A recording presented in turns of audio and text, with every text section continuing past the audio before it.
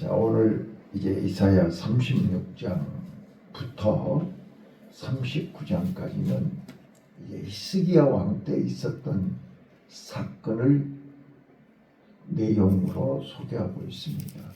자, 여기 이제 이사야 36장은 우리가 잘 알고 계시는 것처럼 이제 이 아수르가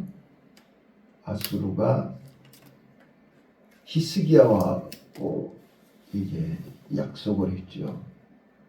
은 200달란트 또 금 20달란트를 주면 공격하지 않겠다.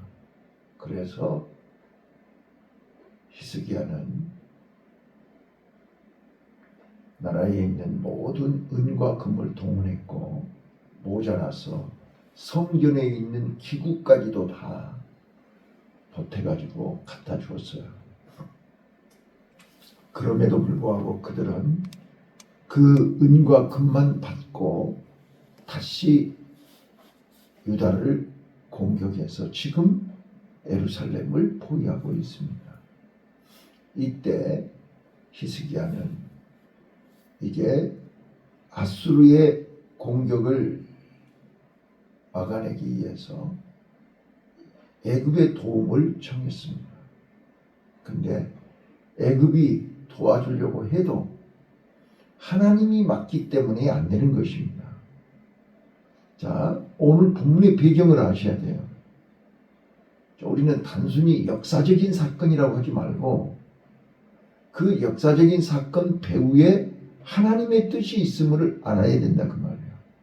자, 그런데 지금 유다 사람들은 아무리 선지자들이 얘기해도 하나님은 우리를 절대 망하게 하지 않는다. 하나님은 살아계시기에 우리를 절대 버리지 않는다. 이런 확고한 맹신이 있었습니다. 자기네들이 하나님 앞에 한 것은 생각하지 않고 하나님은 우리가 어떤 짓을 해도 하나님은 사랑의 하나님이기 때문에 우리를 버리지 않는다.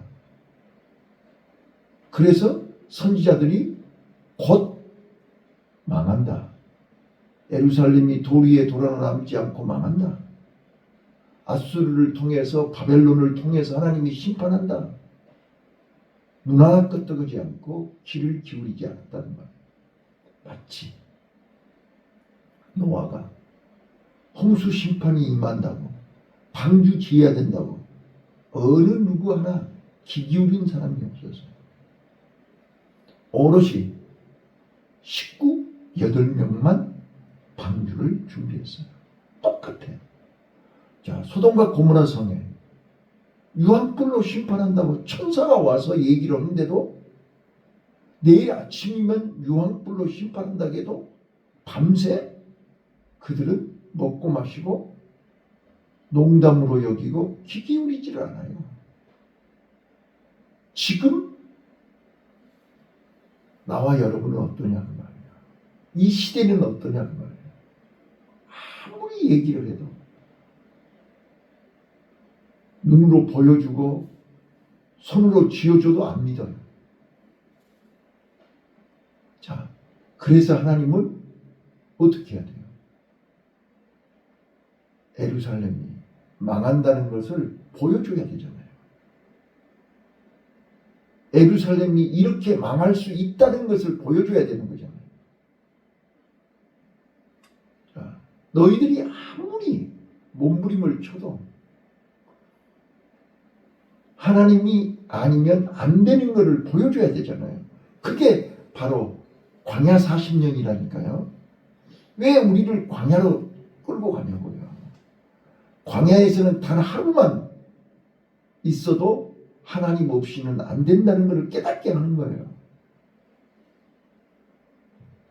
자, 지금 저는요, 이걸 읽다가 무슨 생각이 들었냐면 골리앗이 생각이 나는 거예요. 자, 골리앗 앞에서 이스라엘 백성들이 할 수 있는 게 뭐예요? 아무것도 없잖아요.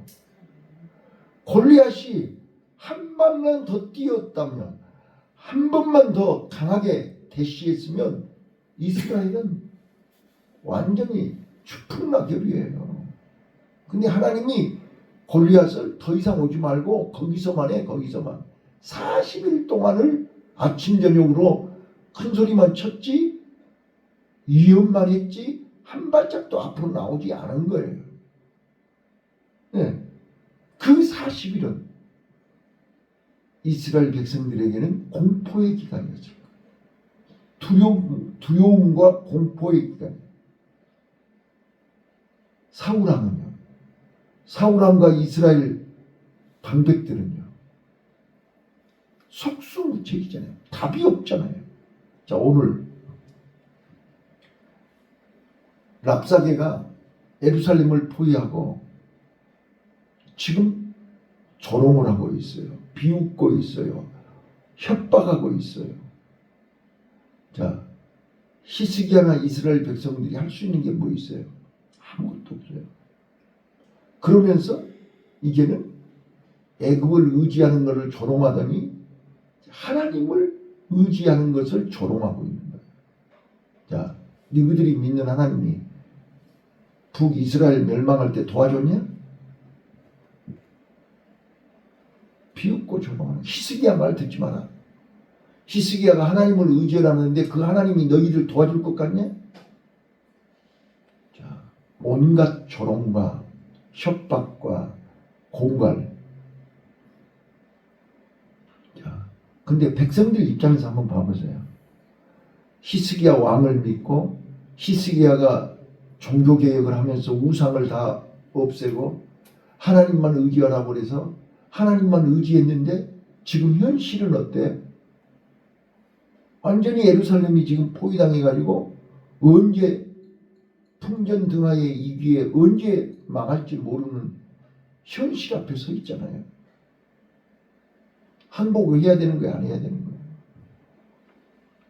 자, 오늘 우리는 믿음과 현실, 현실과 믿음 앞에서 어떤 갈등을 하고 있는 거예요? 이걸 지금 이사야 36장에서 이사야 선지자가 얘기하는 거예요. 그래서 저는 오늘 믿음의 시험이라. 믿음의 시험. 자, 선택해야 되잖아요. 어제 제가 뭐라 그랬어요? 네 마음을 내게로 다오. 다른 거 필요 없어요. 네 마음이 와야 돼, 마음.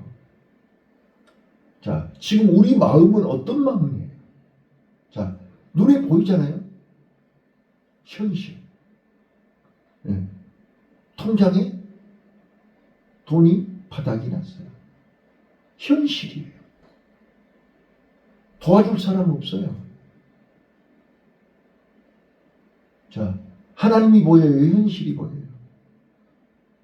사람이 보여요? 하나님이 보여요? 자, 지금 히스기야 앞에 이스라엘 백성들 앞에는 랍사게의 군인만 보여요. 랍사게의 소리만 들려요. 마귀는 우리의 약점을 너무나 잘 알아요. 히스기야의 약점을 너무나 잘 알아요. 이스라엘 백성들의 약점을 너무나 잘 알아요. 자, 마귀는 에덴 동산에서 아담과 하와에게 그들의 약점을 너무나 잘 알아요. 자, 에덴 동산에서 아담과 하와에게 부족한 게 있어요? 모자란 게 있어요? 없는 거 딱 하나 있어요. 선악과요. 왜? 하나님이 그 선악과만 먹지 말라 그랬거든. 그 약점을 마귀는 전곡으로 찔러버린 거예요. 우리 약점이 뭐예요? 우리 약점이 뭐냐? 개인적으로. 마귀는 그 약점을 집중 공격한다. 그러면 우리는 흔들릴 수밖에 없잖아요. 그게 믿음의 시험이라. 말 한마디. 말 한마디로 우리는 흔들려요. 보지 말아야 할 거 보고, 듣지 말아야 할 걸 들으면 우리는 흔들려요. 왜? 선악과 보여주니까 흔들리잖아요. 내 약점을 보여주니까 흔들리는 거예요. 랍사게는 지금 히스기야와 백성들 앞에 그들의 약점이 뭐예요? 애굽을 의지하는 거죠. 애굽 아무리 의지해봐라. 그들이 너희들을 도와주나. 애굽이 도와줬어요? 못 도와줬어요? 도와주러 왔다가 중간에 끝나버렸어요. 자, 그리고 예루살렘은 완전히 포위당했죠. 꼼짝할 수 없는 거예요. 이게 현실이라니까요. 자, 베드로가 무리를 걷다가 풍랑을 보는 순간 빠지는 거예요. 이게 현실이라니까요. 자, 우리는 현실의 소리가 귀에 들리지 않습니까? 아빠, 나 통장에 돈 떨어졌어. 여보, 나 통장에 돈 떨어졌어. 현실이잖아요. 재정, 돈 없어. 현실이에요. 자, 마귀는 우리에게 현실의 소리를 보게 해요. 현실의 소리를 듣게 해요. 사람의 소리를 듣게 해요. 그럼 어때요? 우리는 하나님의 언약, 하나님의 약속, 하나님의 말씀은 그 소리를 듣는 순간 멀어져요. 내 마음에서 멀어져요. 그리고 뭐가 와요? 이성과 상식이 들어와요. 자, 이거 어떻게 해야 되지? 지금까지 내 경험, 지금까지 내가 살아온 방법, 지금까지 내 상식, 이게 발동이 걸려요. 이럴 때 이렇게 해야 되는데, 이게 상식인데, 이렇게 해야 맞는데. 자, 돈 떨어지면 어떻게 해야 돼요? 빌려와야 되죠. 가만히 있으면 어디서 하늘에서 무엇이 쏟아져요? 그래서 사람을 찾아가는 거야. 은행 가서 대출 받아야 돼. 인간의 이성, 인간의 상식이 작동하는 거야. 하나님은 온데간데 없고, 말씀은 온데간데 없고, 믿음은 온데간데 없고, 혼자 몸부림치기 시작하는 거야. 마귀는 바로 이걸 원하는 거예요. 자, 아담과 하와가 하나님의 말씀은 온데간데 없고 선악과를 바라보게 되는 거예요. 마귀의 말을 들었잖아요. 마귀의 소리를 들었잖아요. 그러니까 현실에 빠져버려요. 선악과를 보면 볼수록 먹음직스럽고 보암직스럽고 탐스러운 거예요. 그래서 따먹지 않고서는 안 될 정도로 마음이 흔들려버려요. 자, 오늘 또 이 아침에 하나님은 흔들리는 네 마음 가지고 오라는 거예요. 약하고 약한 마음 가지고 오라는 거예요. 병든 마음 가지고 오라는 거예요. 네 마음을 내게로 가져오라 해. 우리는 사람들 앞에서 나 신앙생활 목사 된 지 40년 됐어요. 신앙생활한 지 50년 됐어요. 아무리 얘기하면 뭐하냐고.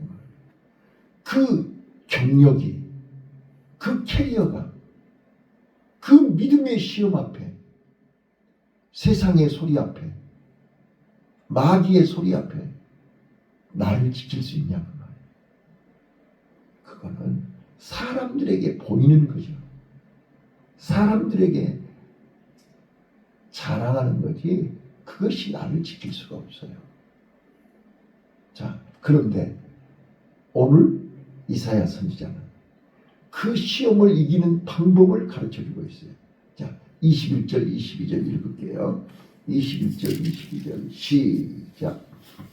그러나 그들이 잠잠하여 하는 말을 듣지 아니하였으니 이는 왕이 그들에게 명하여 듣지 말라 하였음이었더라. 때에 엘리야의 아들 국내 대신 엘리야림과 저희 같이는 나와 아사랴 사관 요아가 그 옷을 찢고 이시기에게 나아가서 랍사게의 말을 구하니라. 히스기야가 뭐라고 얘기했어요? 백성들에게 침묵해라. 여러분, 침묵은요,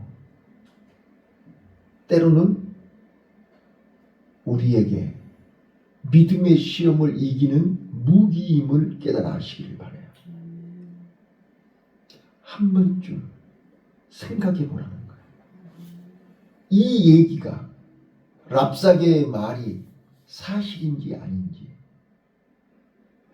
마귀의 말이 아무리 달콤하고 먹음직스럽고 보암직스럽고 탐스럽지만 한 번쯤 생각해 봐라. 하나님이 뭐라고 했냐? 그거 먹으면 정령 죽으리라 그러지 않았냐? 근데 마귀는 그거 먹어도 안 죽어. 자, 하나는 안 죽는다고 그러고 하나님은 죽는다고 그러고 한 번쯤 생각해 봐야 되지 않냐? 이게 침묵입니다. 우리가 불멍, 물멍, 산멍, 멍 때린다고 그러잖아요. 그 멍 때리는 게 뭐예요? 한 번쯤 돌아보라는 거잖아요. 한 번쯤 생각해 보라는 거예요. 자, 우리가 지금까지 여기까지 왔는데 왜 하나님이 우리를 더 깊은 골짜기로, 사망의 음침한 골짜기로, 사막 한복판으로 우리를 왜 인도하시는 거예요? 여기는 두 가지 의미가 있잖아요. 첫 번째는 나를 더 하나님만 의지하라고, 하나님만 바라보라고. 두 번째는요, 나를 인정해 주시기 위해서, 나를 칭찬해 주시기 위해서. 이 정도에도 네 믿음이, 과연 네 믿음이 크도다. 자, 과연 네 믿음이 크도다. 내가 이스라엘에서 이만한 믿음을 본 적이 없다. 백부장에게 그러지 않았어요? 아들이 죽었다니까요. 자, 아니 지금 예수님 모시고 가고 있잖아요 지금. 근데 아들이 죽어버렸어요. 죽었다고 그러면 끝내야 되냐? 게임 아웃이잖아요. 그런데 하나님이 뭐라고 그래요? 예수님이 뭐라고 그래요? 두려워 말라. 두려워하지 말라. 염려하지 마라. 믿기만 해라.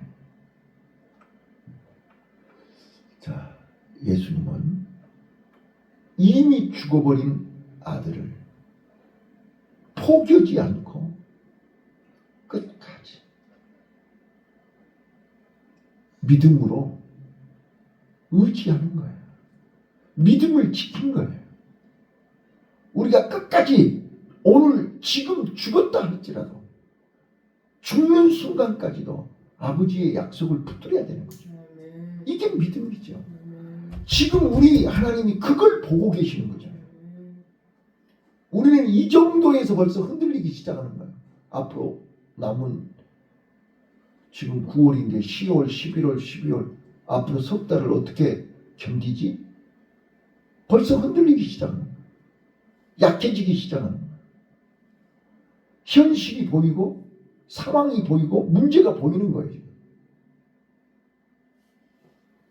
자, 하나님은 자 봐봐요. 38년 된 병자가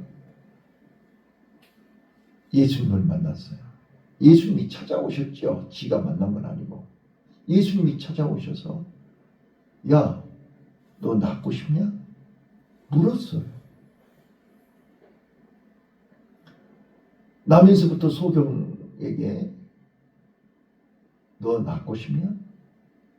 내가 너에게 뭐 해주기를 원하냐? 보기를 원하나이다. 나는 오늘 이 새벽에 현실이 크게 보이는 현실. 자, 랍사게의 소리는 계속 들리죠? 현실은 완전히 예루살렘이 포위돼서 오늘 내일 한 치 앞을 분간할 수가 없어요. 자, 이런 현실 앞에서 히스기야가 할 수 있는 것이 뭐고 백성들이 할 수 있는 게 뭐예요? 여기 지금 히스기야의 3인방 세 사람이 22절에 어떻게 했어요? 세상 권력으로, 세상 그 무엇으로도 현실을 해결할 수 없는 안타까움 속에서 옷을 찢고 탄식하지요. 자, 우리는 이런 현실 앞에서 내 믿음을 보여야 되는 거 아니냐. 지금 이거를 지금 이사야 선지자는 우리에게 요구하고 있는 거죠. 자, 노아가 100년 동안 방주를 지으면서 가장 믿었던 친구, 가장 믿었던 가족, 가장 믿었던 사람들에게 당신들은 다른 사람들은 다 몰라도 당신네들은 나를 알지 않냐. 제발 내 말 좀 믿어라. 나는 하나님이 곧 홍수 심판하신다. 나는 하나님을 안다. 나는 하나님을 믿는다. 하나님이 곧 홍수 심판으로 세상을 심판하신다. 나는 당신과 함께 살고 싶어. 당신이 제발 구원받는 걸 원해. 같이 방주 지으면 안 될까? 내가 방주 지어놓을 테니까 같이 나하고 같이 방주에 들어가면 안 될까? 아무리 얘기해도 미친놈아. 그 소리 이제 그만 좀 해라. 질려버렸다 내가. 이제 한 번만 더 하면 너는 그냥 너 안 만날 거야. 그럴 정도로 내 주변의 모든 사람들이 다 단절을 해버리잖아요. 이제 그 소리 제발 좀 그만해. 더 이상 듣고 싶지가 않아. 그럼 노아는 어떻게 해요? 그래도 해야 되잖아요. 이게 노아란 말이에요. 오늘 우리는 노아 시대와 같고 소돔과 고모라 시대와 같은 시대에 동시대에 우리는 살고 있다니까요. 자, 에레미야가 어떻게 했냐고. 에레미야가 자, 이제 바벨론에 의해서 우리는 멸망해야 돼. 그러니까 유다 백성들이 어떻게 했어요? 오히려 에레미야 선지자를 매국노라고 바벨론에게 항복해야 되고 바벨론에 가서 포로 생활해야 되고 바벨론에서 포로 생활 마치고 다시 돌아올 때니까 아무 소리 하지 말고 찍소리 하지 말고 항복하고 가서 바벨론에 가서 포로 생활하고 돌아오라고. 그러니까 에레미야 선지자를 오히려 매국노라고 돌로 쳤고 감옥에다 가뒀고 죽이려고 하지 않았어요. 아무리 하나님의 얘기를 해도 그들은 하나님의 말을 분별이 안 되는 거예요. 누구 말이 진짜인지가 구분이 안 되는 거예요. 오늘 우리 교회 안에 성도들도 마찬가지라는 거예요. 아무리 설교를 해도 그거는 목사의 소리고 성경에 써졌던 말이지 현실은 아니지 않냐고 말이에요. 현실은 이렇게 힘들고 어렵고 되는 일이 없고 아무리 기도를 해도 응답도 없고 하나님이 살아계신다는데 살아계시는 게 눈에 보이지가 않는 말이에요. 그러니까 전부 애굽을 의지하고 마음이 어제 그랬지 않았어요. 어제 다 얘기 안 했지만 시편 119편에 131절이죠. 다 두 마음을 가지고 있어요. 아차하면 세상으로 가는 거예요. 아차하면 애굽을 의지하는 거예요. 아차하면 사람 붙드는 거예요. 그래서 여호수아가 뭐라 해요? 좌로나 우로나 치우치지 말고 오직 예수, 오직 하나님만 바라보고 강하고 담대하라. 지극히 강하고 담대하라.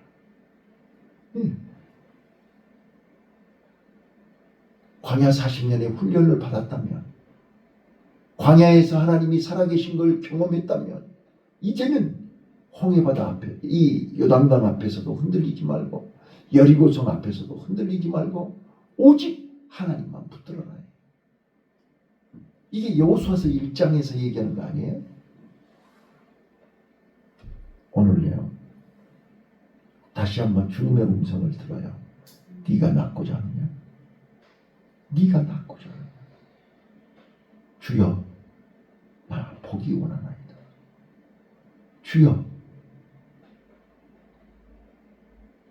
내가 진짜로 내 발로 걷고 내 발로 뛰어보기 원하나이다. 네 자리 네가 들고 일어나라. 베데스다 연못에서 38년 된 병자를 일으키실 때 예수님이 하시는 방법이에요. 내 자리 내가 들고 일어나야 돼. 누가 들고 일어나? 누가 들어주냐고. 주여 물이 동할 때 천사가 와서 물을 동할 때 내가 달려가고 싶지만 다른 사람들이 나보다 먼저 가버려요. 나도 빨리 가고 싶지요. 나도 잘해보고 싶지요. 이게 내 한계라니까요. 여러분의 한계예요. 마음은 온이지만 몸이 말을 안 들어요. 네 자리 네가 들고 일어나. 내 자리 내가 들고 일어나야 돼. 이 아침에 우리는 침묵하십시다. 그리고 나를 한번 돌아보십시다. 과연 나는 랍사게의 말에 흔들리고 있지는 않는지, 이성으로 상식으로 지금 계산하고 있지는 않는지, 그럼에도 불구하고 오직 예수 주님만 바라보고 믿음으로 더 강해지고 더 담대해지고 더 하나님 앞에 가까이 나아가고 있는 내 모습을 바라보면서 오늘 또 믿음으로 승리하시기를 예수님 이름으로 축원합니다. 기도하겠습니다.